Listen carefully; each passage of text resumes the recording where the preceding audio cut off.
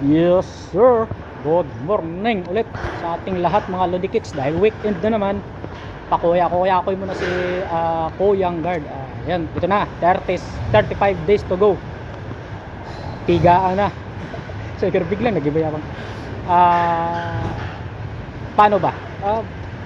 Main species kasi lalaruan ko kasi yun lang yung natural na categories para sa IFBB Body Evolution yung September 2025. Dito ko titignan kung ano yung magiging ranking ko or ano magiging labas ng competition ko.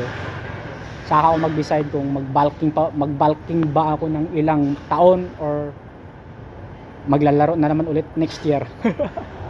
Bukod doon, budget kasi isa talaga sa napakalaking problema pag maglalaro ka tapos wala kang sponsor.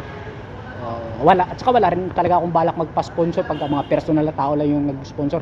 Maliban lang pagka yung kaliwaan kumbaga, trabaho, bayad, yun yung magiging labanan. Pero pagka sponsor, bigay, hindi mo alam kung kailan ka singilin, iwag na, mas mahirap yun.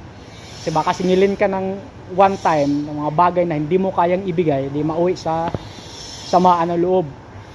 Ayaw ko ng ganon.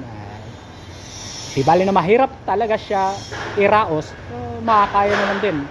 Ano naman talaga, sabihin nilang napakagastos, magastos talaga. Pangmayaman, hindi naman sa pangmayaman, pag mayabang ka, pwede. Ganun lang naman yung nagtutulak sa akin dito, yung kayabangan ko eh.